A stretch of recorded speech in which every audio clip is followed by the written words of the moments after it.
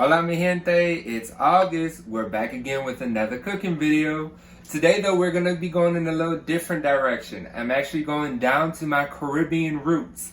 And today we are going to be making a veggie curry. We're making potato and chickpea curry.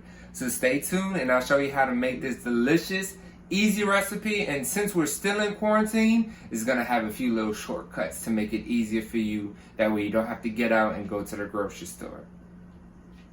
Alright, so for this curry recipe, you are going to need 1/4 teaspoon of cumin, either ground or the seeds, 1.5 tablespoons of curry powder, 1/4 teaspoon of chili powder, and about 1/4 teaspoon of black pepper, some salt, about 2 cups of water, 2 to 3 potatoes, just depending on the size, 3 cloves of garlic. Here I mashed up mine, but you can also dice and mince them if you prefer that.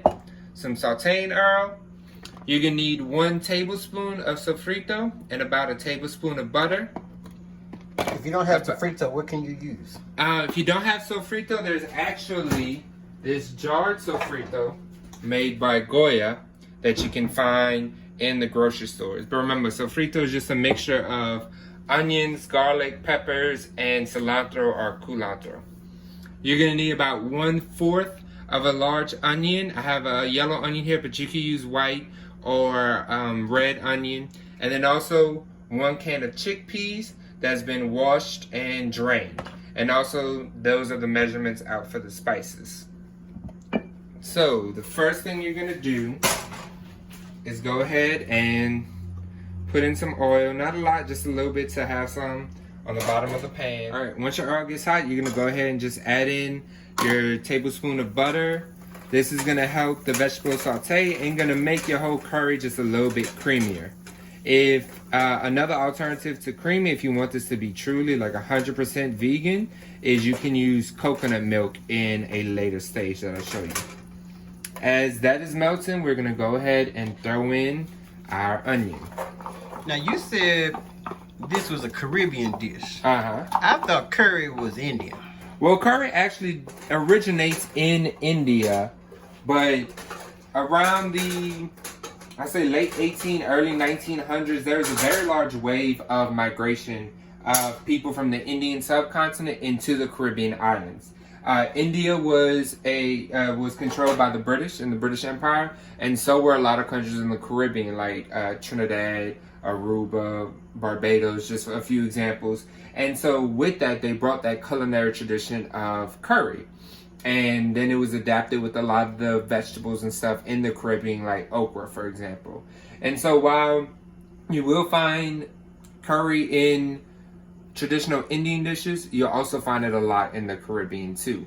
And you know, each different island has a different style that is going to differ how you find it in India. And even on the same island, different families might do it different ways. So this is just a veggie recipe that I learned, but you know, you might know curry a different way than from how I know it.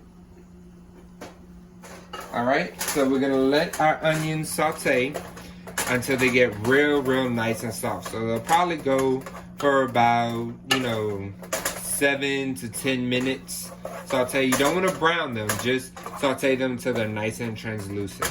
Looking at my stove, I have it at about a 6 on the temperature. Y'all, I got my Marge laugh on. It smells so good. Okay, here we go. I thought I'd give it to you. Okay, you got the video on now? Yeah. Ooh, this girl was taking pictures. All right, so now that my onions are, starting to become translucent, I'm going to throw in my sofrito cube. My favorite part. If it was fresh, I could wait a little bit longer, but this one is still kind of frozen. And so I'm just gonna give it some extra time to melt and break down and make sure it sautés really nice.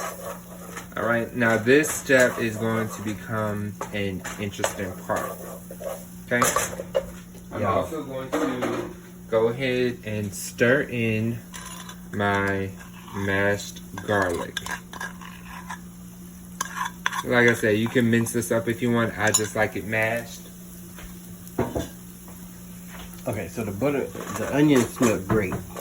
So my sofrito, that's my favorite part. That's his favorite part. He loves the smell of sofrito. Next video I make, I promise, is gonna be my how to make sofrito video. And I'm telling you, this man is gonna be so excited. It's gonna be smelling so good in here. Next, we're going to take our 1/4 teaspoon of cumin and chili powder and throw that in here. And the purpose of that is going to toast the spices. Make it a little bit more stronger, a little bit more prominent when the dish is cooked.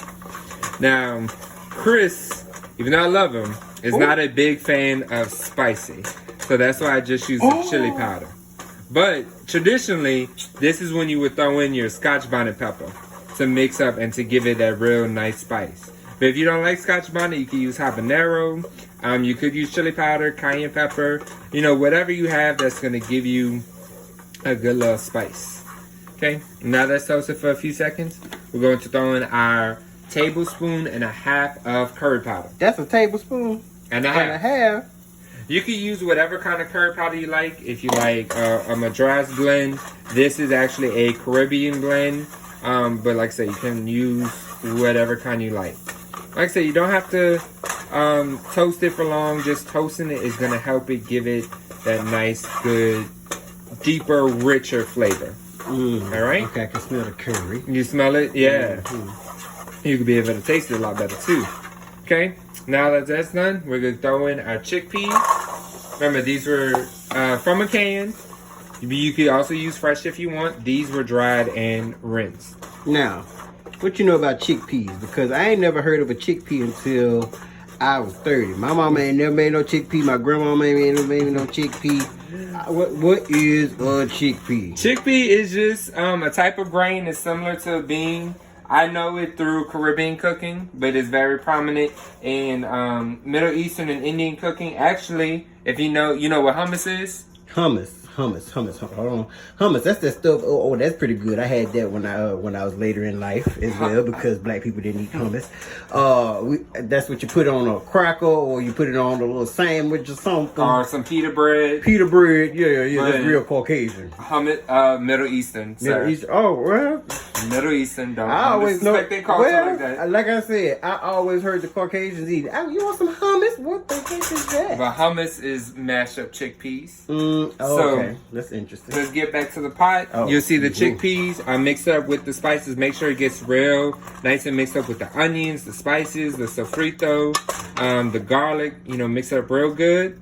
And then now we're going to throw in the potatoes, but after I drain all this water out. All right. Here we go. So once you cut potatoes, they will start to oxidize. Well, even once you just peel them. And it's just, they're going to turn brown. They going to start to look a real ugly color. So to prevent that, I go ahead and put them in water. That way they don't oxidize and start to turn brown. That's why you put it in water. Okay. So just like with the chickpeas, make sure you stir them, roll up. Make sure nearly every part of the potato has some seasoning and stuff on it. Make sure it mix up real well. Now that look real thick. Them potatoes look real thick. Is they gonna get diced down, mashed up? What's gonna happen? They will get mashed up, because once we put the water in here and cook it down, they're gonna get tender, and we're actually going to mash a few to kind of make the gravy a little bit thicker. But they're gonna be so fork tender that even though they look like big pieces, once we start scooping them out to serve, they're gonna break down real easily. Now my folks, they say water takes away flavor and things. What's gonna happen with this? Well, for one, that's why we have such strong seasonings like cumin and curry powder. Very strong flavor. And then once we put the water in, you can always add more as you go along. So if you feel like it needs more salt, put some more salt. If you need some more black pepper, maybe you want a little bit more heat, so you can put some more cayenne. Remember, when you're cooking, you can always add more seasoning, but you can never take out. So you want to... Say that one more time for the people back in the back row. You can always add more seasoning, but you can't take none out. Can't take it out. Hey. So, when you first start cooking, if you're not entirely sure of the measurements, maybe you're not good at eyeballing, just kind of, go a little on the lighter side. Then you can always taste it and say, all right, it needs a little bit more. And you can put a little bit more. So now that the potatoes and the chickpeas are good and mixed up, we are going to add roughly about 2 cups of water.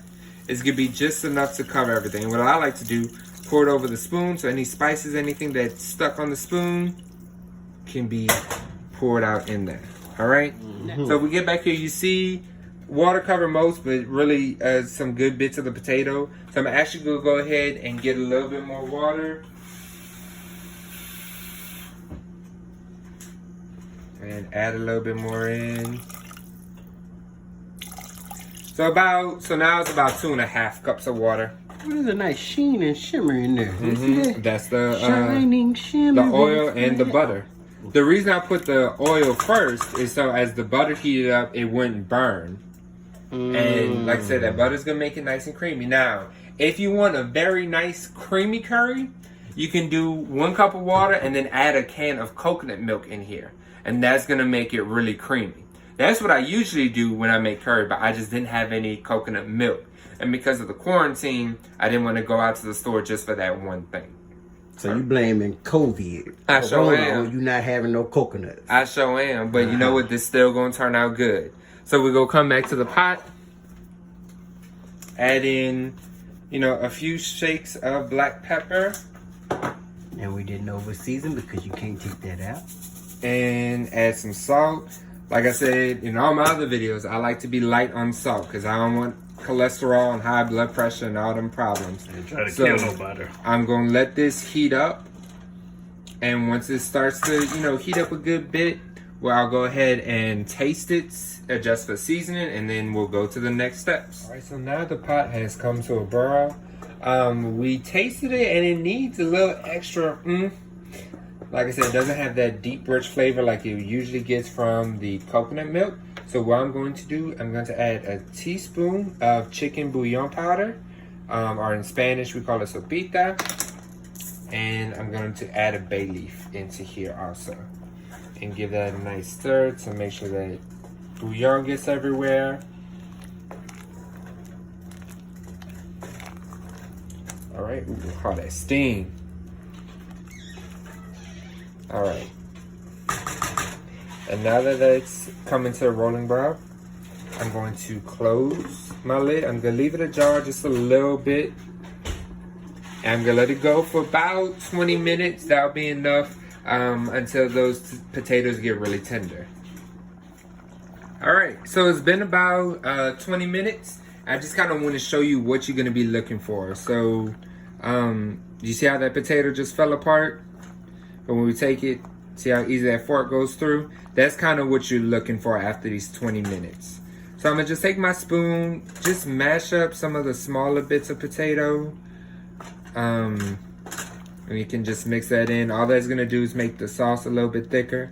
That's also why as it was boiling, I kind of had the lid just slightly ajar, so some of that water could evaporate and the gravy could get a little bit thicker and reduce down some. Now, one thing that I love about curry is how versatile it is. This is a potato and chickpea curry, but there's chicken curry, shrimp curry. You could add okra in here. There's just a number of things that you can add in curry. And then, like I said, you can make it with coconut milk or just with water. I prefer it with coconut milk, but we just ain't had any. But curry is a dish that, you could really fit it to any taste style that you have, that you like. It can be veggie. However you want it, you can make it. And so curry goes great over rice. So I'm gonna leave it uncovered and let it boil for another 5 minutes or so just to reduce down that liquid. And then I'm gonna plate it over some just plain white rice. You can use jasmine rice too, that gives it a really nice touch. All right, so here's our final plated product of our potato and chickpea curry. I topped it with some dried cilantro that I had, and I have it on the side with some mango, add a little sweetness to that salty and spicy. So I thank y'all for joining me for another recipe on the cooking pot. Like, subscribe, and if you like this recipe, go ahead and share it with all the people you know. Like I said, we're on the little up and up with this little cooking channel thing. All right, I hope you enjoy. Buen provecho, and I'll see you next time on the cooking pot.